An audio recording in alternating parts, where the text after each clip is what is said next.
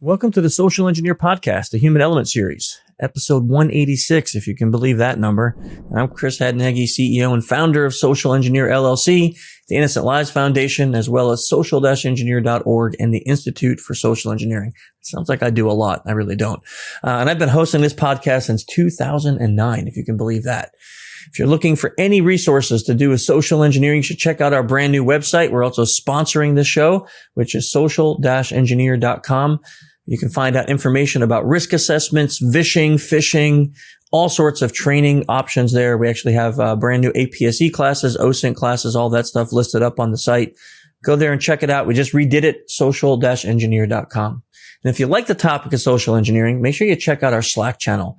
Recently, we've now hit well over 1,000 people in there every day talking about every topic you can imagine, from the deep stuff like psychology of social engineering to getting help with pretexts. We've had 8 people find jobs through the job board there on the Slack. So jump on in. It's a family-friendly chat, so we got to keep it that way.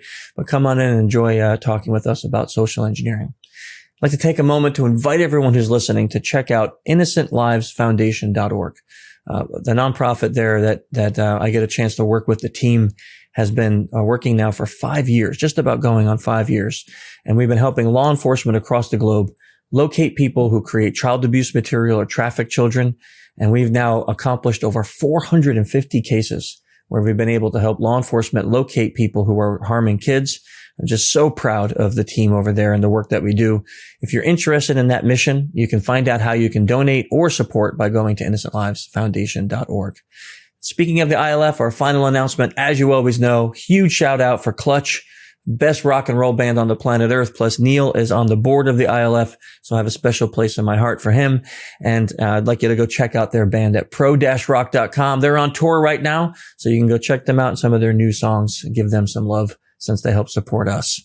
Okay, let's get to the fun part. Today I'm joined by a guest I've had on the show before. You know her. You've seen me talking with her. I've been on her shows. We're just old buddies and friends, but Stephanie Paul is an actress, a trainer, a keynote speaker.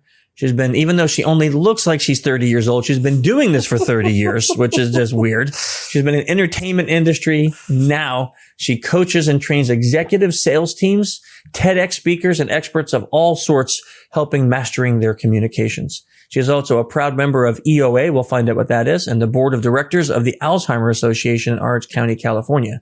She's an active member of WIB and the vice chair of Young Women in Bio. Quite a lot going on there in your life, Stephanie. But we have something even more exciting to talk about today, but welcome back to the show. Thank you very much for having me. So you've been here before. So before I even get into the real big topic, just tell us a little, how did you go from entertainment industry? Like you started off as an actress and now you're coaching people in communications. How did that journey occur? Well, it was kind of a little bit by accident. However, oddly enough, everything that I've always done, like when I started dancing when I was 4, and I was coaching dancing or, teaching dancing by the time I was like 16. And I did gymnastics. I started gymnastics when I was 10, rhythmical gymnastics, and I was coaching that by the time I was 14. I started studying acting when I was 10, and I ended up coaching that. So I've always everything that I've done, I've always ended up teaching it or coaching it. Oddly enough, they say, or the experts say, if you want to learn something, teach it, right? So, I've always found myself going down that road. And when I went through my divorce, 2010, I decided I wanted out of my superficial marriage and my superficial lifestyle in Hollywood. And I decided I wanted to do something with my skill set. God only knows what that was at the time, that actually helped people. So there was an article written in the local newspaper in San Clemente, California about me. And if anyone knows San Clemente, you know that Nixon was there for a long time, and there's Nixon's house. And so the presidential vibe is in San Clemente. And the local newspaper thought it was cool that I played the president of the United States in an international movie, sci-fi cult called Iron Sky. And they wrote an article about me. And then I sort of got my first 2 clients, but I also had a student in one of my acting classes who was a professor at Chapman University, and he kept saying to me, you should do this in the corporate world. You should do this in the corporate world. And when I got my first 2 clients who approached me, I thought, maybe maybe I could do this in the corporate world. And then I started down the road of learning how entertainment techniques and, storytelling was very prevalent and needed heavily in the corporate world, because most people just sort of stick with data and facts. And then I got certified in 5 psychology and behavioral sciences, which I use with my clients. I started studying the neuroscience behind why storytelling and those types of things are so pre-wired into our brain, and so why they're so effective. And then I got a leadership certification. So I started working in the leadership arena. And it all kind of filters through, because at the end of the day, we don't have a business if we don't have relationships. And relationships are all about communication and human behavior. And, a large percentage of how we communicate is nonverbal. And, I actually had somebody ask me once, like, can you tell a story without speaking? And I was like, have you ever heard of a mime? Google Masamasu. So, that's kind of how I ended up here. And every day I learn something new, from my friends and colleagues and people like yourself, on how to develop that communication and make it stronger, deeper, and more well-rounded and holistic. So I look at things from a very holistic perspective, I guess, because I have a big production background. I wasn't just an actor and a stand-up comedian. I also produced and directed and wrote and did everything in the industry except for sound, oddly enough. So there. Does that answer your question? So, yeah, you did. So, side question, did you intend to look like Sarah Palin when you played the president of the United States in that movie? Yes, oddly enough. Oh, okay. They wanted me to look like Sarah Palin. And I had really short hair at the time. So that is a wig. But when I asked the director, I was like, at the time, Tina Fey was sort of doing all the parody stuff on American TV. And I was like, I don't want to compete with her because she was amazing. She just simulated her perfectly. And the director was like, no, we don't want you to be Sarah Palin. We want you to be a parody of presidents. So I actually studied a bunch of presidents and how they moved and all that kind of stuff. And I found that George Bush Jr. was the funniest in his movements or most comical in his movements. So in the movie, I actually move like him a lot and use his mannerisms. And actually, a good friend of mine told me the movie's on Amazon Prime right now. If any of your listeners want to watch it. Yes. And they should. It's great and it's hilarious. I love the premise, which I won't give away. But I love the premise. The moon is involved. Let's just say that. Well, the moon is involved. If you were pitching it in Hollywood, you would say, when the Nazis lost the war in 1945, they moved to the dark side of the moon, and now they're coming back to take over the world. I love it. That is a great pitch. Yeah. Okay. But now we're not here to talk about Nazis on the moon. Okay. We're here to talk about something really exciting. And as you already stated in your answer, which it seems like everything you do, you eventually end up teaching it. You have a new book that just came out. Mm-hmm. Present the book. Unlock yes. the magic of story. And I love it. Oh, wait, what? There's some behind you? I didn't notice. Yeah, I balanced them precariously on top of my artwork. I've had the privilege of reading this book, as you were even writing it. And, I want to just tell anyone who's going to venture to read it, the opening story captivates. The opening story. Well, I can still picture the stairwell. I can still picture you walking up it. I can almost smell the old building. Is this the foreword that you wrote? Is that what you're talking about? No, not the foreword. Not the foreword. The story of you in the church. It's just, oh, yes. That's in the first chapter. That's actually in the first chapter. It's a captivating story, because the way you tell it really puts the reader there, which I think opens up my first question because you do it so well. But is it possible that a normal everyday person can learn to actually use storytelling that effectively? Mm-hmm. Absolutely. Because it's pre-wired into our brains. And I like to think of, if we could just imagine that everyone could have a career in a leadership role or whatever they wanted, that they always imagined, it is possible, because the first part of storytelling is mindset and belief system. And I talk about that in the first part of the book, because if you believe you can or you believe you can't, you're right? I think it was Henry Ford that is quoted to have said that. And the first part of storytelling is just truly believing that you can do it. And we start doing it at a very young age. From about the age of 2, I believe, we start telling stories. And I actually have a theory behind it because, when we start telling stories, quote unquote, it's usually, in a form of lies. Children start lying or storytelling around the age of 2. And the research behind it is the more believable the lie, or plausible the lie, the more likely they are to become successful adults, believe it or not. And at some point, I feel like we hear that, stop telling stories, stop telling stories because it's lies. Then we sort of lean in heavily on data and facts, and we forget to tell the stories, which are so delicious for our brains. And that's where we get the buy-in through the limbic system, right? You know all about that, Chris. I could go grab my brain that's sitting over there on my shelf and break it open. But all our messages have to travel first through our reptilian brain, and then through our limbic system, which is our mammalian brain, our emotional or feeling brain, before they even get to our neocortex. And we think where our neocortex is where logic and reason and language lies. That's where we create our messages. But it has to go through these other 2 brains first. And that's where story comes in and why it's so delicious and so wonderfully prevalent for the limbic system. And then those messages get passed up to our neocortex. And so that we can feel, and then our mirror neurons kick in, and then we can bond with each other. And that's why story and laughter and humor and things like that are so wonderful for our brains and so effective, for our audiences. But when we went through your bio, you went through and got certified and trained and all of these amazing things about the brain and neuroscience.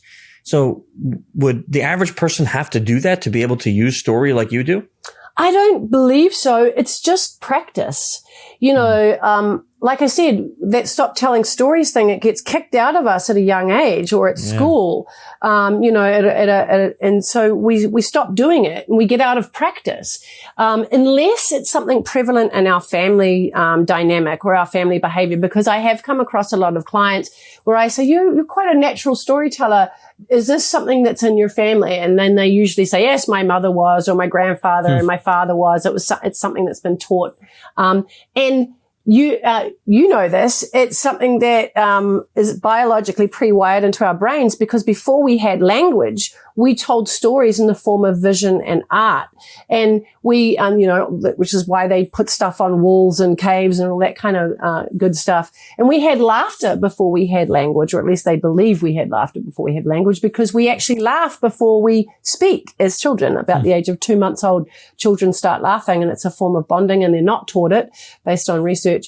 So these things are in us innately. And if you just practice, it's like learning how to ride a bike. For those of you who surf out there, it's learning how to see the wave. At some point, you get your balance and you're just off, and it becomes second nature because it's pre-wired into our bodies. We just sort of stop practicing the art of doing it at a young age, and sort of give up on it. So it'll come back, just like balance. When you get back on that bike and you haven't ridden one for a while, it just comes back. It's just practice. That's nice, because I think a lot of times when we have guests on and they do these things and they've been masters at them or they mastered them, people listen and sometimes they feel like, well, I can't do that because I don't have time for all that education. So that's a nice message that anyone can learn it. Mm-hmm. But now, how is storytelling, or the power of storytelling, used in leadership? Because that's one of the areas you mentioned that you coach a lot in. So I imagine you use this, but how can it be used to become a better leader? Well, the next book I want to write is the most powerful story, or the theme behind it. The most powerful story you'll ever tell is the one between your ears. And I think that's where storytelling starts. And I probably a good 40 to 50% of the leaders that I've worked with at some point have said in some way, I feel like I'm an imposter. I have imposter syndrome. Here I am running this company or running this division, and I don't know why. I don't know. I don't believe I can do it. So that's a story, right, that we tell ourselves. So I think we get caught up in the definition of story being, once upon a time, there was a prince and a princess and all that kind of stuff. So And that's not story to me. Story to me is any form of message that we tell ourselves or somebody else. That's a little bit further away from data and facts, like graphs. Do you know what I'm saying? But even a graph and data and facts tell a story, right? They tell a story about what's going on in a company or something like that. So to me, story is any form of communication, which is why it translates so well to leadership, because, and here we're going to go back to human behavior, right? When I start with my clients, I always start with, as you know, DISC, 12 driving forces, which is your internal psychological motivators, EQ, which is emotional intelligence, HD acumen, which is a slice of life, how you're looking at the world and yourself right now, today, and then DNA, which is 25 competencies of soft skills like leadership, negotiation, things like that. And then we do an exercise once we look at that report and we debrief it and we go through the blind spots, opportunities for growth, strengths, all that kind of stuff. Then we look at values. And if my clients, and most of the time, I'd have to say 98% of the time, they really have not drilled down and understand their true values, because whatever our values are, they depict our behavior, right? What we value is how we behave and how we show up. And, those things are really important as a leader, because we have to be congruent with our messaging, with the stories that we tell, right? And our values will depict our behavior. And if we're not congruent with what we're saying, our behavior will actually give us up, right? Can you give an example of that? Like how, something exact, like with values and how that affects that?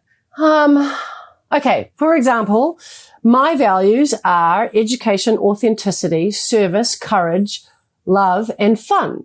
And my whole thing is, if you're not having fun, then neither is your audience, right? So before I get on a show like this or talk to a group of people or train or even coach one-to-one with one of my clients, I always tell myself, joyous, focused, and relaxed, right? So if I have something else going on, maybe I had an argument with my spouse or one of the kids is being, I will just shift gears. We've all experienced that, by the way. So anyone who has kids knows that feling. Yeah. And I'm a stepmom, so I just got them like instant children, just instant add family. Yeah. Add money, watch it grow. Exactly. And watch the money go. Yeah. Exactly. So, I will shift gears by my little mantra, joyous, focused, and relaxed, and put myself in a space where I need to be, because I value fun and, I value love and I value courage and service and education and authenticity. And when I drill down on all that stuff, I said to a lot of my colleagues and friends, do you feel like these are my values? Do you feel like these are the ways I show up in my life? And everybody pretty much agreed. So I was able to then go forward and be my true authentic self. And I think part of the whole storytelling thing is people feel like they have to be somebody else. They have to show up in a perfect way. If you look at any of my online content, any of my training stuff online, I keep all my mistakes in my videos. So when I make a mistake, I love that about you, by the way. Thank you. When I make a mistake, and I think it's in my values video that I shared with you. It's one of my free. Yes, I said that's the first thing I said to you is you messed up a name or something, and you didn't edit it. No, I keep it, and you left it. You even call it out. You're like, oh, I messed that one up. Let's try that again. And I'm like, you left it. That's so amazing. I don't do that. I don't know anyone who does that. I do it because what it teaches people is that everything's obtainable and that I make mistakes too. And if we try and reach perfection, we're full of BS because none of us are perfect. That's for sure. We connect to other people's messes, not their successes. We connect when we go, oh my God, I can do that too. This is possible. If I showed up and said, oh, you read off my bio and it sounds all fabulous and all the rest of it, but my God, have I made some mistakes in life? Yeah. I have screwed up royally and I still do. And I probably will keep going tomorrow, Yeah. But I want people to believe and know that, they can be funny. They can be humorous. 86% of what we laugh at is commonalities. Like, oh, you slipped on a banana skin. My God, I've done that too. You know what I'm saying? It's not fluffies and perfection and, an OCD behavior. It's when we make mistakes. It's funny, People can laugh. People can sigh like, oh, I'm not hanging on the edge trying to be perfect. It's just not possible. I think that learning how to let go of a belief system that you have to be perfect in front of the camera or perfect when you're telling a story is not true. It's, you have to show transparency. You have to show authenticity or inauthenticity. I don't know how to do this. I'm screwing up. Can someone help me? Like when we ask, just look at Brene Brown. She does, in her talk about vulnerability, we connect to people when we make mistakes. We connect when people ask for help. We trust when people ask for help.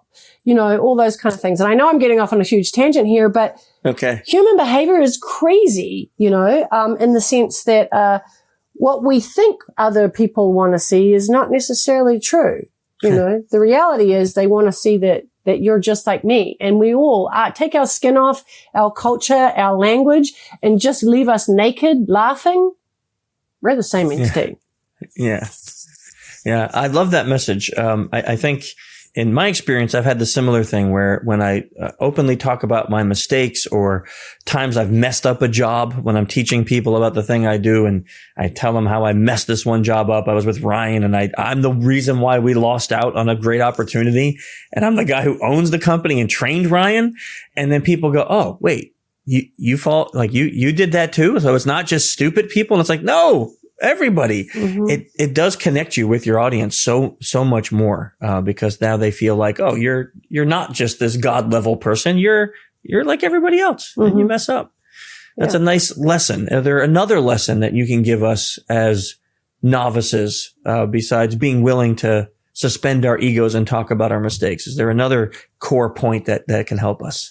Well, I think when it comes to leadership, storytelling, all that kind of stuff, it comes down to preparation, right? And that you can learn it. I think I read a statistic somewhere that 86% of leadership is learned behavior. People are not born with leadership skills. They learn, right? Through trial and error and, having a coach, having a mentor, reading books, learning, and so it comes down to, first of all, do you want it? How bad do you want it? Right? And what work are you going to do to get it? Because at the end of the day, I said practice, right? If you want to learn how to ride a bike, you got to practice. You can't just wake up in the morning and go and ride a bike. You want to learn to lead a company, you got to practice. Look at all the entrepreneurs out there. Nobody knows what they're doing when they start a business. Nobody knows what they're doing when they come out of university. You might have a fantastic degree that costs a lot of money, but at the end of the day, the real world is very different. So, it all comes down to practice and how badly do you want it?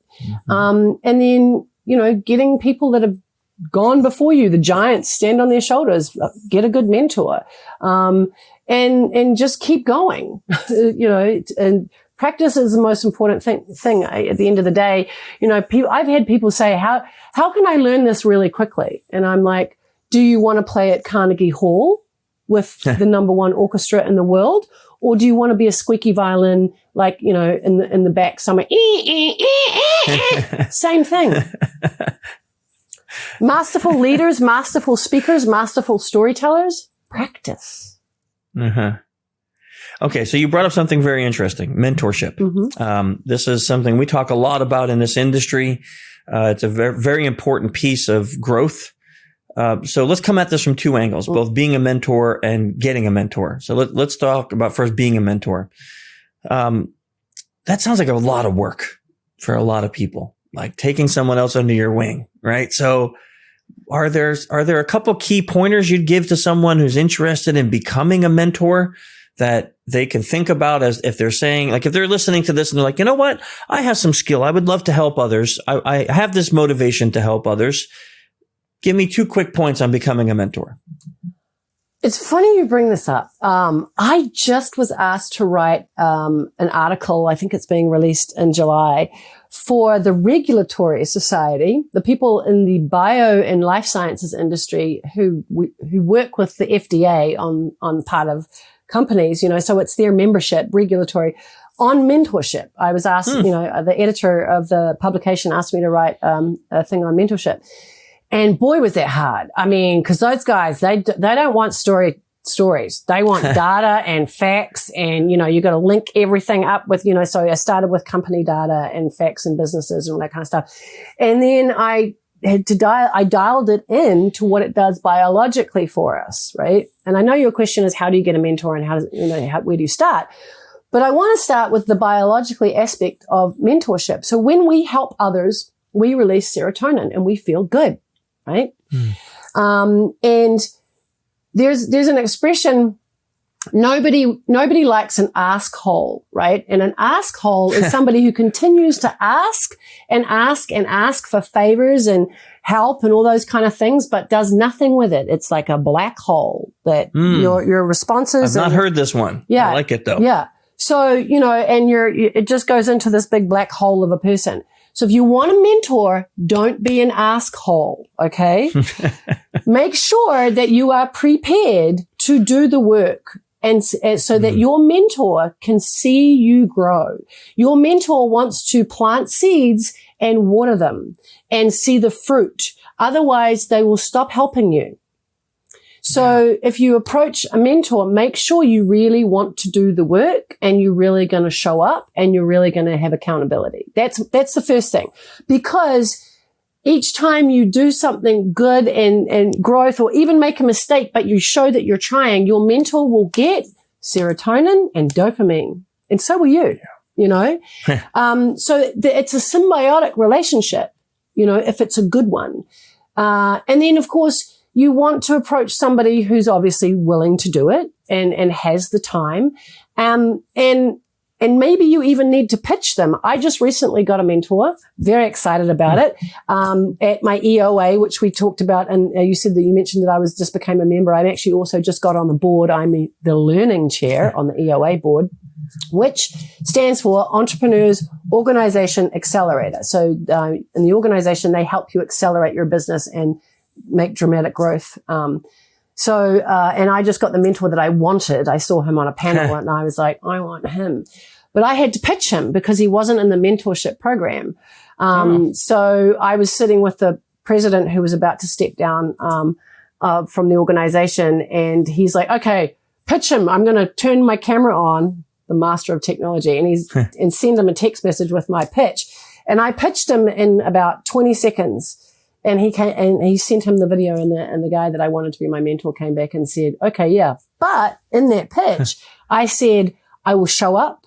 I will do everything that you want me to do. I will be accountable. I won't always agree with you, but I will do my best if you'll be my mentor. Mm-hmm. That was pretty much all I said. And he agreed to be my mentor. Yeah. So, and that's a really nice, important point, I think, because I've mentored a number of people, and I would say the large majority of them do what you just said. They show up, they do the work, they're very appreciative. But when you get that one that just, the next week you meet 2 weeks later and they didn't do anything that you told them, and you're kind of like, wait, I just wasted all my time with you. And I'm not saying I'm so important, but wow, an hour of my time was valuable and you just didn't do anything with it. And I don't feel motivated to then say, well, here's some new stuff for you to try. So that's a really interesting point, is that if you're the mentee, if you're the mentee, convincing your mentor that you will show up and actually do the things that you're asked to do is probably the most valuable thing that you can give to your mentor. Yeah. And if you're not, if you find yourself, sometimes you're a little bit of a slack off, get an accountability partner, or get into a mastermind group. A mastermind group is another great way to work things. But you want to find a group of people that also are working towards something, not just a group of people who are sitting around just discussing things for, because it's fun. Accountability partner. I mean, there's so many great ways to find those people today, Facebook groups, people who are like-minded. You could post on a Facebook group and say, hey, I'm looking for an accountability partner. I have this goal. Anybody want, I mean, they do it in weight loss groups. They do it in exercise groups, all that kind of good stuff. So, it makes life easier when you're doing it with a group or with another person too. Even if so true, they're doing something slightly different from you, but accountability is a big thing. And, it is. When I went on my health kick over the last 2 years, I joined a group just like that. And it was a big deal for weeks that I've had no motivation. I didn't want to do anything, to have that Wednesday call where I knew that they were going to ask, so how's the workouts this week? I couldn't get myself to go in and be like, I didn't do them. So sometimes I'd work out just because I knew I had to go tell someone if I did or not. And that was a big deal. You know, like sometimes that pushed me to do the thing I didn't want to do that I know was best for me. So accountability, big piece of that. I love that. And feel free to join my Facebook group, Executive Storytellers. Well, we'll put a link for that, which I have here in the show notes. So before I get to some final questions, let me ask you this. For anyone here who's thinking about your book, like, should I go read that? What is the one thing you hope people will get out from reading your book? Well, I originally wrote it for a couple of different reasons, but the core message for it was majority for my clients who speak or present or need to form storytelling in some ways to support their career, whether they're in leadership or they have opportunities for growth in their career, something like that. Whether, job interviews is another place you have to tell stories, right? You have to tell stories about yourself and about your past experiences in your career, things like that. So it's really a download of my brain and my experience and how to put together a message so that it's visual and, and emotional, and it's delivered well, and it comes across memorable, because we don't make our decisions based on the things that we forget. We make our decisions based on the things that we remember. And we all know that Maya Angelou, that old quote, when if you haven't heard this quote, I'm shocked, have you been living under a rock, is people don't remember what you said or what you did, but they remember the way you made them feel. Yeah. Right? And we do. If you think about it, people that you like, and when you know that you're going to be communicating with somebody or seeing someone that you haven't seen in a long time, but they make you feel fantastic when you're around them, you get excited before you even get near them. Oh my God, I'm going to see Bob today. I can't wait. It's so exciting, right? Yeah. So we remember on how we are feeling, not on what was said or done or all those kind of things, both positive and negative. And that is storytelling. That is what goes on in our brain. And we cannot make a decision without our neocortex going, okay, this is logical, this is reasonable, I like the price of the car, I like the color of the car, I like the way the car drives, but how do I feel about it? And goes back into your limbic system, and your limbic system says, I feel this way, yes or no. It has a huge buy-in to decision making, and there's a whole bunch of science and research around that, and I talk about that in my book. So we forget, we think we're such intelligent beings. And in many ways we are, but in other ways we're very Neanderthal. So we have to remember, I wrote the book to remind people that there's some really basic stuff out there that if you just follow and you just remember and you just practice, and you can practice in the shower, you can practice driving your car, the stuff that I talk about in the book. You can practice reading bedtime stories to your kids. You can practice in the supermarket. No, but practice with people that you don't even know. Practice the tone of your voice and the way you say things, because it really makes a difference when you say something like, this banana is delicious, versus this banana is delicious. Don't you want to eat it? So you can go into it, by the way, TV and radio announcing if you ever want to give up this other career stuff. I've done a lot of voiceover. I have. Yeah, you have a good voice for that. You really do. I do a lot of accents too. I know from the movie, because the movie you had no accent. You sounded pure American. Oh, wow. So I was impressed, by the way. I like mimicking my stepdaughter sometimes, because she's from the Valley. She's a Valley girl from California. Like, oh my God, like, really? Like, I don't understand. Like, where are you going to go with that or whatever? And that, my friends. By the way, that is scary.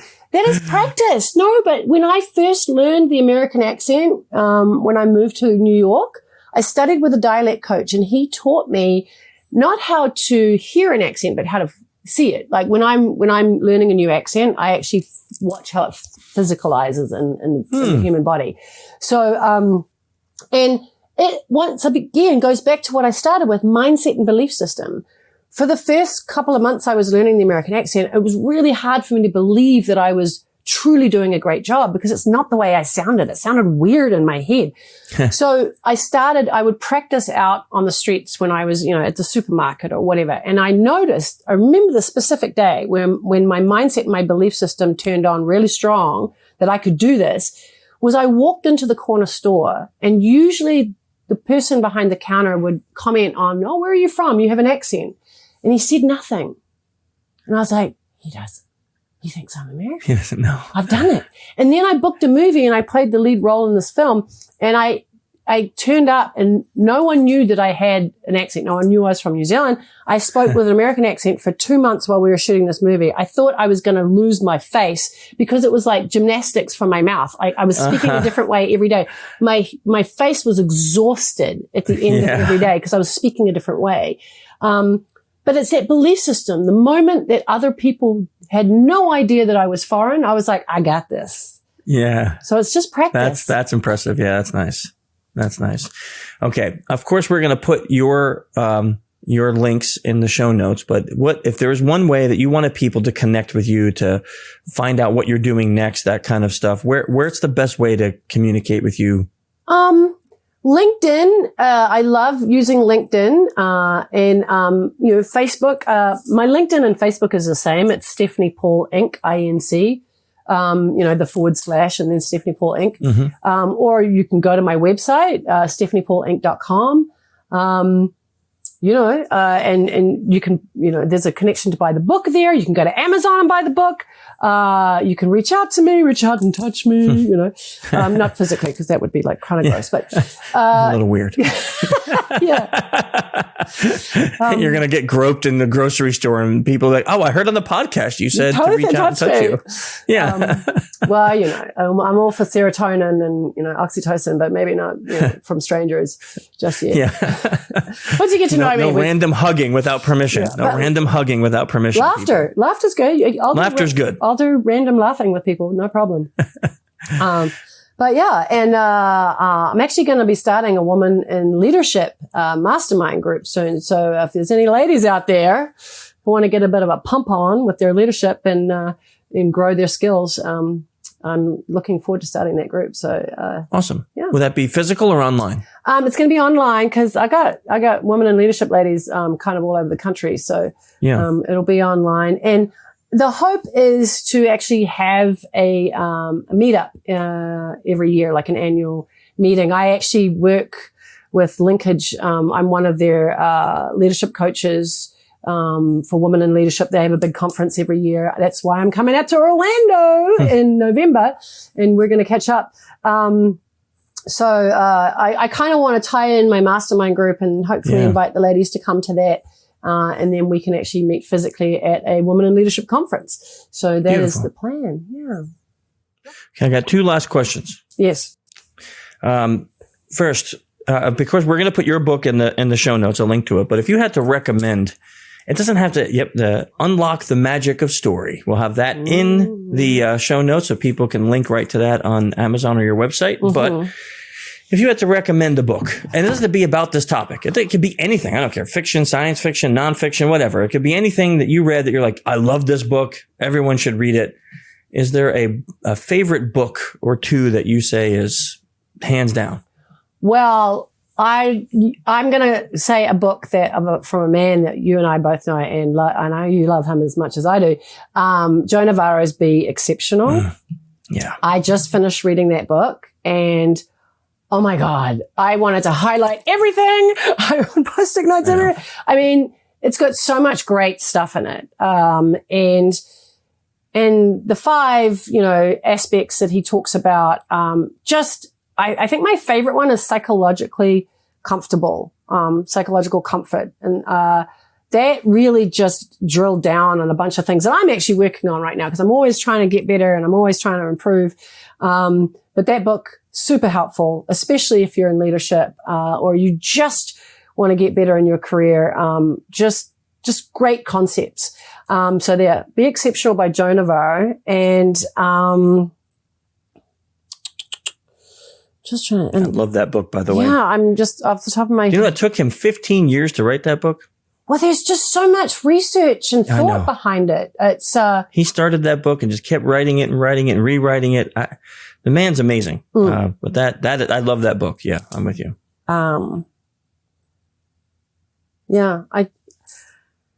There's so many books out there that I'm an avid reader. I've started reading them in Audible. And then if I really like them, I go back in and mark them all up and, and buy the physical book. Understand that. Go back and use it and stuff. But yeah, the one that comes to, I'm looking at 2 books that are in front of me right now. And the other one, this one's really good, but this is it's called Conversational Intelligence, and it's by Judith Glaser, Glaser. I believe she's passed away now, but, she coined the phrase CI, which is conversational intelligence, and she was a psychologist. And it's a real rabbit hole dive on the psychology behind conversational intelligence.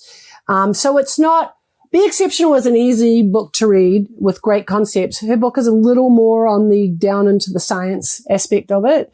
But I do enjoy it.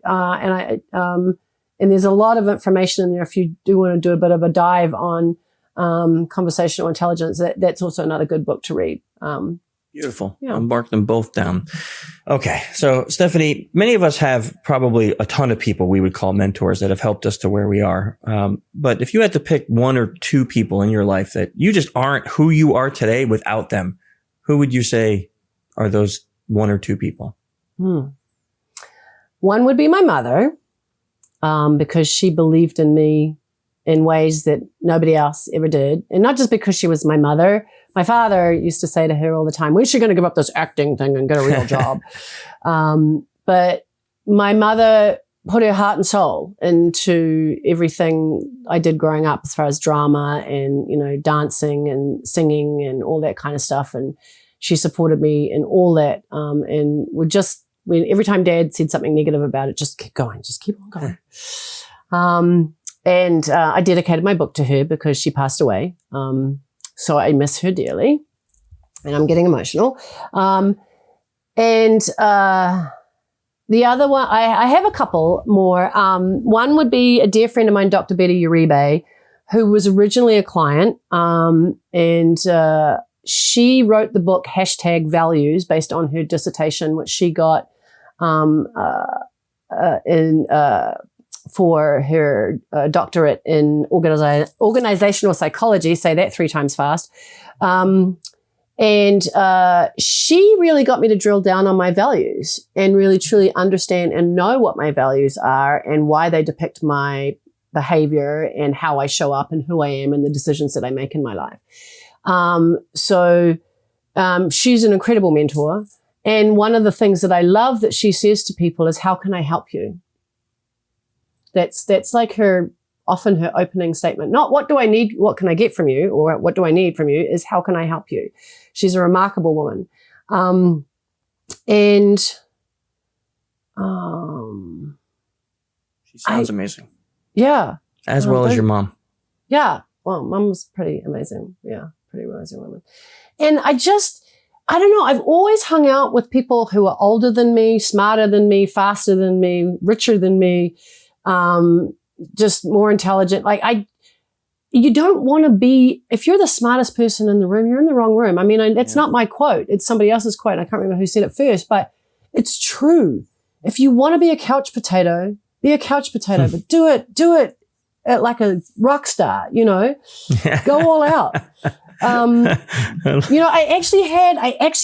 actually had somebody say to me the other day, a young person that I'm working with was like, I feel like everybody feels this way, that I just want to stay in bed all day and not get up.